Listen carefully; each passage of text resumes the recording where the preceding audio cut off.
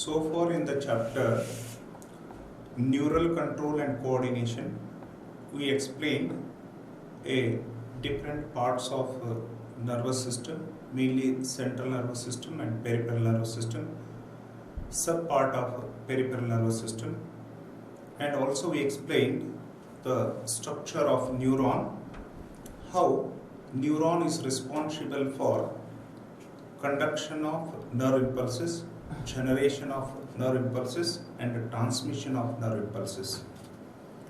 At the same time, main part of central nervous system is brain, and in previous part we explained the different parts of the brain and their structural organization we explained.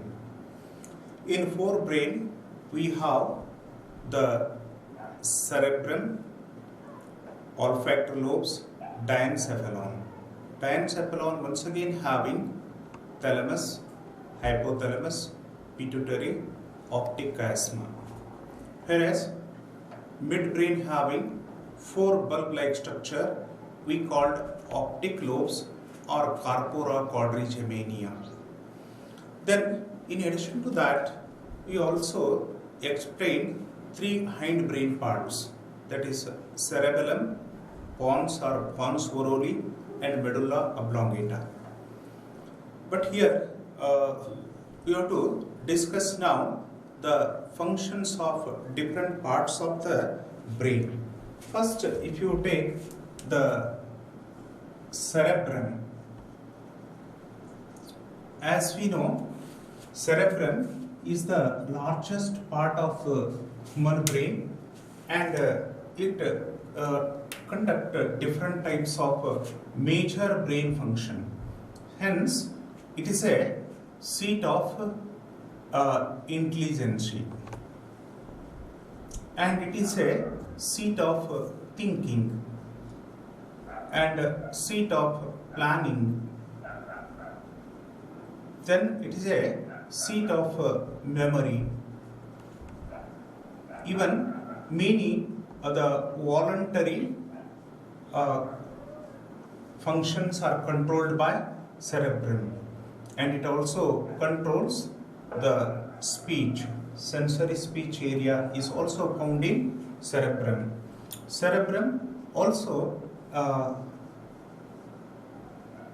helps to express behavior of a particular person. Then in addition to that, it also have a capacity of rememorization, thinking, planning, reasoning. These are the major important functions of the cerebrum. Therefore, main part of the especially brain in our body is cerebrum itself, because major brain function is carried by cerebrum itself.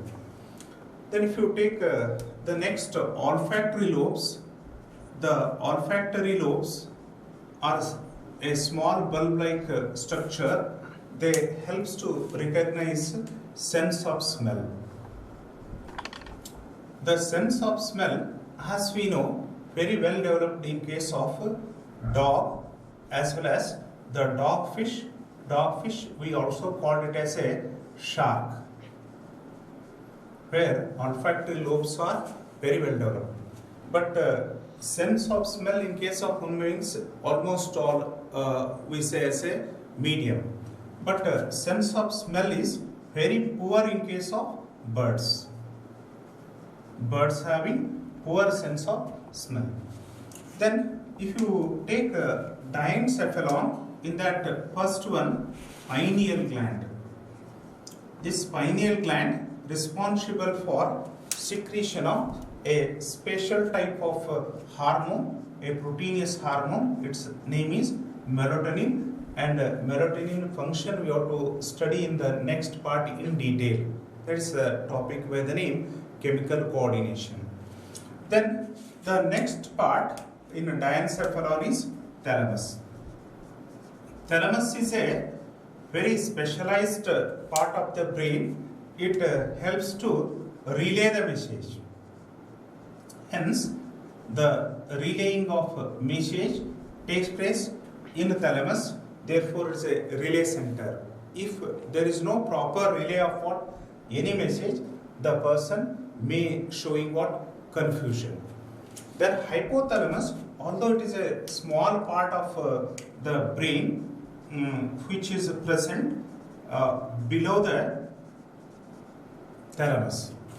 Here, below the what you say a thalamus, hypothalamus is present. That hypothalamus play a very important role in maintenance of body temperature. Maintenance of body temperature itself we call thermoregulation. Then second, it play a very important role in water balance as well as ionic balance.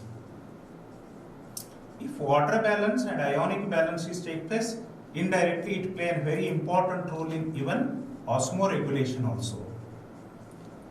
Then thrust is represented by hypothalamus, hence it is we also called thrust center. Then hungry center, angry center,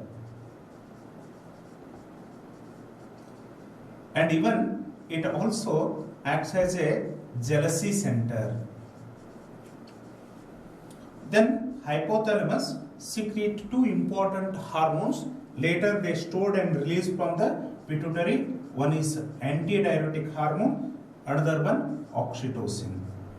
Then whatever the 9 hormones present in pituitary, they are released from the special pituitary by the secretion of releasing factors from hypothalamus.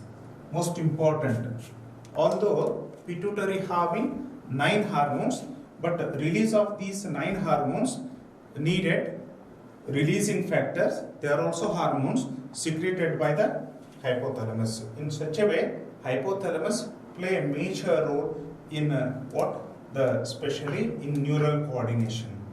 Then the last part of diencephalon is pituitary. It is responsible for secretion of totally 9 hormones, and these 9 hormones specially controls different endocrine glands as well as the specially a different what it can say the chemical coordination mechanism they involve.